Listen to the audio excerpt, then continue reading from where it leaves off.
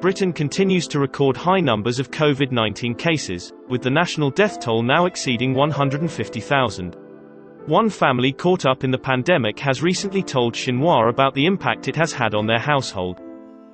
We've all been infected with the COVID virus. My wife first, and then I contracted it then, and our other children have all been infected at various points, so no one's escaped it in this family.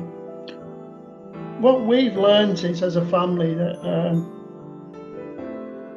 we can never take anything for granted. We can't avoid it, it's going to creep up on us.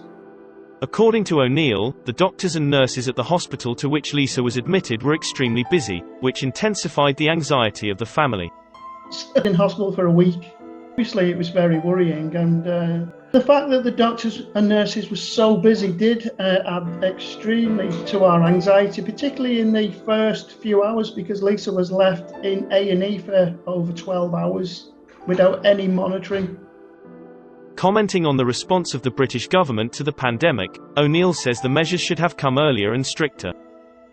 Maybe they could have shut the airports down a lot quicker and stopped planes coming in. Of course, we are an island, and we could have took advantage of the fact that we're an island. And I think we probably should have locked the country down a lot stricter and a lot sooner in the early stages.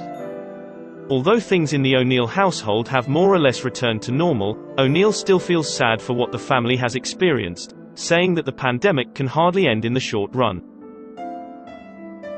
I think we've been so shaken by this that any joy sometimes and things to look forward to seem to elude us. Even planning for future things, really. We're never sure whether we should plan that far ahead anymore. Nothing surprises us anymore, and we just hope and pray that eventually, as a nation, we can live with this and get on with our lives, and that freedoms won't be lost too much in the coming future. But that is yet to be seen.